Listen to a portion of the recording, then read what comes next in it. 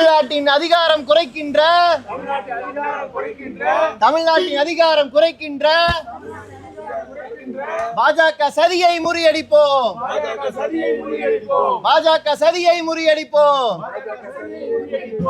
தொகுதி மறுவரைய சட்டத்தை எதிர்த்து நிற்போம்.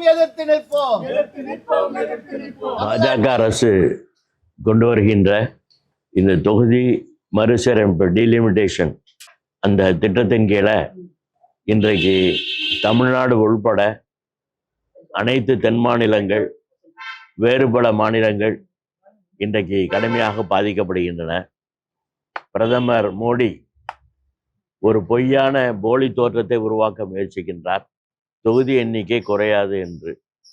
இப்பொழுது 539-40 என்பது அவர் 850 ஆகிறார்.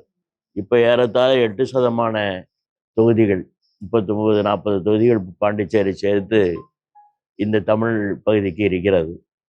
8% என்று வரும்போது 65 இடங்கள் இங்கே ஒதுக்கப்பட வேண்டும். ஒதுக்குவாரா? அப்படின்னா தான் அதுக்கு குறையலன்னு அர்த்தம். நம்பர் விளையாட்டில் விளையாடி பார்க்குறாரு. தமிழ்நாட்டு மக்கள் விவரம் தெரியாதவர்களா? இந்தியாவில் இருக்கக்கூடிய ஜனநாயக இயக்கத்தை சேர்ந்தவர்கள் விவரம் தெரியாதவர்களா?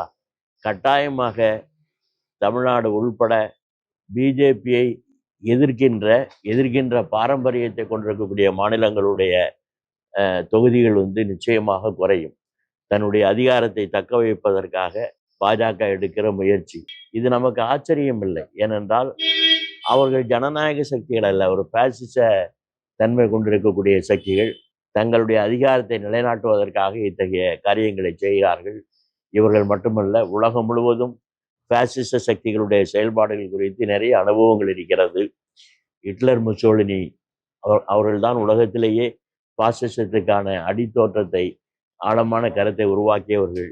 அவர்களுக்கு எதிரான போராட்டத்தில் இடதுசாரிகள், கம்யூனிஸ்டுகள் மகத்தான பாத்திரம் வகித்தார்கள்.